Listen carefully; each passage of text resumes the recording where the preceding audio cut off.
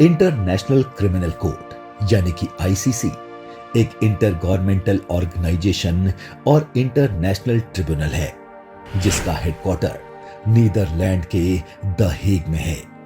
इसकी स्थापना साल 1998 में हुई। अब इस कोर्ट को अमेरिकी कांग्रेस के सांसदों ने चेतावनी दी है कि अगर इजराइल के प्रधानमंत्री बेंजामिन नेतन्याहू और इजरायली अधिकारियों के खिलाफ अरेस्ट वारंट जारी किया तो अंजाम भुगतना होगा।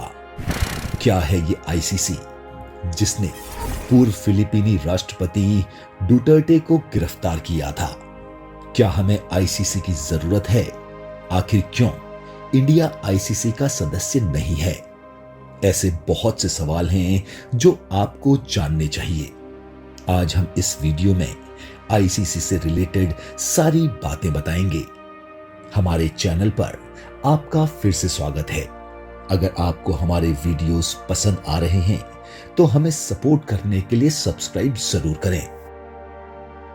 जुलाई 2002 में स्थापित आईसीसी दुनिया का पहला परमानेंट कोर्ट है जिसका काम इंटरनेशनल चिंता के सबसे गंभीर अपराधों के लिए व्यक्तियों पर मुकदमा चलाना है। युद्ध अपराध, मानवता के खिलाफ अपराध, नरसंहार और आक्रामकता का अपराध शामिल है। युगोस्लाव युद्ध और रवांडा नरसंहार के बाद विश्व नेताओं ने इसके निर्माण के लिए तेजी से दबाव डाला था। ये लास्ट उपाय वाला न्यायालय है जो केवल तभी इंटरफेरेंस करता है जब नेशनल अथॉरिटीज मुकदमा चलाने में असमर्थ हों या नहीं चलाना चाहते हों। ये केवल 1 जुलाई 2002 के बाद किए गए अपराधों से निपट सकता है। रोम संविधि को 125 देशों ने अप्रूव्ड किया है जिसमें ब्रिटेन और कई यूरोपीय देश शामिल हैं। 30 से ज्यादा देशों ने इस पर हस्ताक्षर किए हैं। आईसीसी की स्थापना एक रात का निर्णय नहीं था बल्कि आधी सदी से अधिक समय तक विकसित कानून सिद्धांतों और युद्ध के बाद की दुनिया में न्याय की व्यवस्था समझ का परिणाम था। आईसीसी की उत्पत्ति सेकेंड वर्ल्ड वॉर के बाद की घटनाओं से जुड़ी है। 1945 और 1949 के बीच आयोजित नूर्नबर्ग परीक्षण प्रमुख युद्ध अपराधियों, विशेष रूप से नाजी नेताओं पर होलोकॉस्ट और युद्ध के दौरान किए गए अन्य अपराधों में उनकी भूमिका के लिए मुकदमा चलाने का पहला अंतर्राष्ट्रीय प्रयास था। संयुक्त राज्य अमेरिका, रूस, इंडोनेशिया, इंडिया और चीन उन देशों में से है जो सदस्य नहीं हैं आईसीसी के। इंडिया ने अपने राष्ट्रीय हितों के अधिकारों को बनाए रखने के साथ ही प्रोसिक्यूशन में पार्शल रवैये के कारण इसे स्वीकार नहीं किया।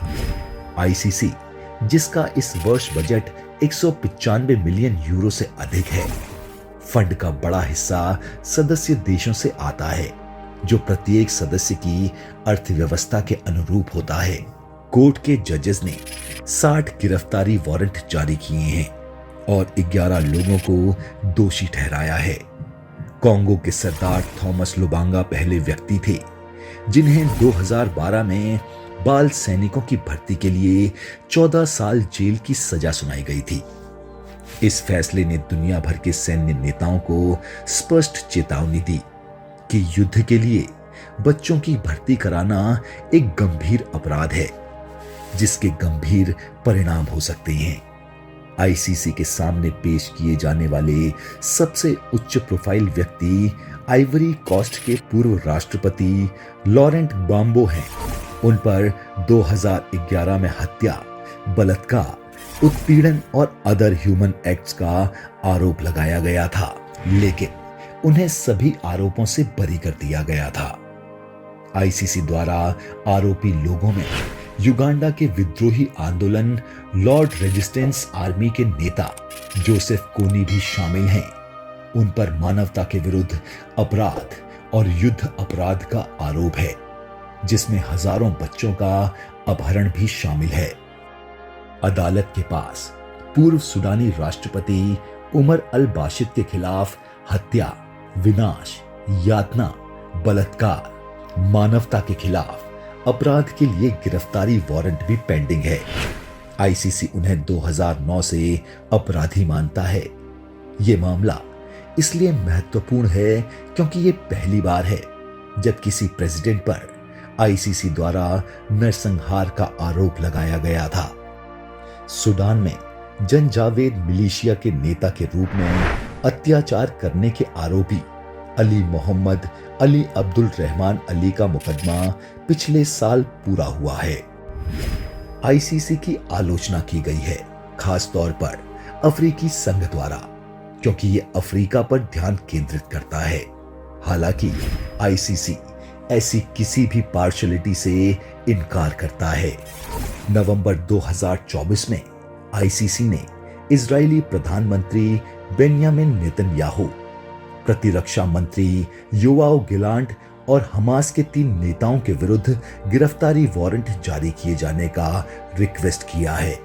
ये वारंट इजराइल में हमास के नेतृत्व के लिए किए गए हमलों और उसके बाद पहले 7 महीने से गाजा में इजरायली सैनिक कार्रवाई से जुड़े मामलों में है। नेतन्याहू ने अपने खिलाफ वारंट की निंदा करते हुए कहा कि इजराइल न्यायालय द्वारा की गई बेतुकी और झूठी कार्रवाई को घृणा के साथ खारिज करता है। हमास के सैन्य नेता के खिलाफ मामला समाप्त कर दिया गया था क्योंकि माना जाता है कि वो मारा गया है। 12 मार्च आईसीसी ने फिलीपींस में गिरफ्तारी के बाद हिरासत में लिए गए पूर्व फिलिपीनी राष्ट्रपति दुतेर्ते को ले जाया गया है।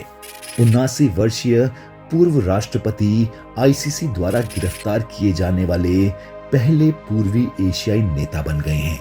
उनको पद पर रहते हुए घातक नशीली दवाओं के खिलाफ कार्रवाई के लिए मानवता के खिलाफ अपराध करने का आरोप लगाया गया है।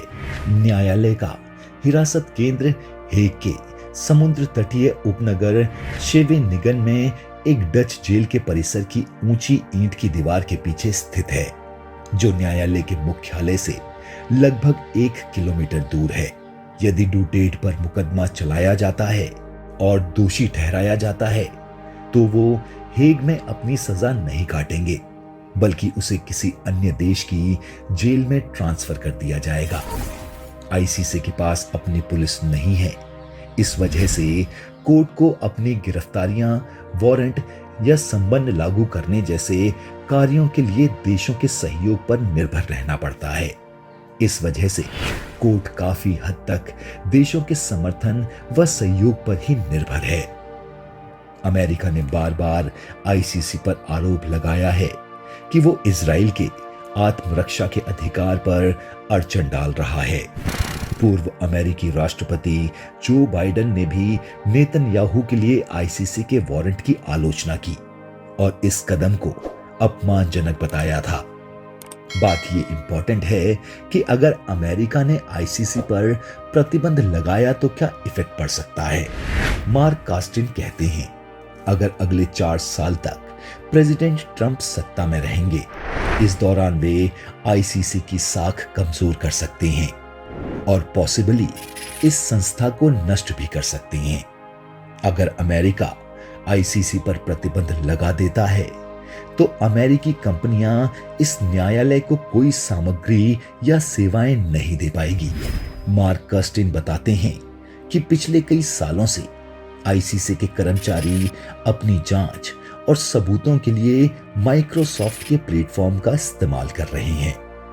अब वे चिंतित हैं कि अगर इस न्यायालय पर प्रतिबंध लगा दिया गया तो वो इस प्लेटफॉर्म पर सेव किए गए इंपॉर्टेंट डेटा हासिल नहीं कर पाएंगे। अब हम ये प्रश्न उठाते हैं कि क्या हमें आईसीसी की जरूरत है? अदालत द्वारा अब तक बहुत कम लोगों को दोषी ठहराया गया है, इसीलिए कई लोग इस पर सवाल भी उठा रहे हैं। मगर जिन मामलों की सुनवाई हुई है वे जटिल रही हैं।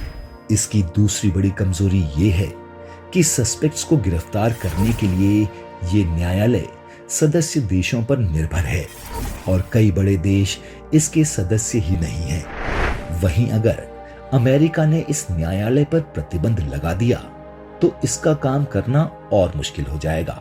निश्चित रूप से आईसीसी को अपने कामकाज के तरीके सुधारने होंगे और अपनी स्वतंत्रता भी बनाए रखनी होगी। भले ही इस अदालत ने अब तक बहुत कम लोगों को दोषी करार दिया है, मगर इसके द्वारा दी गई सजा का महत्व काफी बड़ा है। आप लोगों का इस पर क्या विचार है, हमें कमेंट बॉक्स पर जरूर बताएं। अगर आपको हमारे वीडियोस पसंद आ रहे हैं तो हमें लाइक, शेयर, कमेंट और सब्सक्राइब जरूर करें, ताकि ऐसे ही इंटरेस्टिंग वीडियोस हम आपके लिए लाते रहें।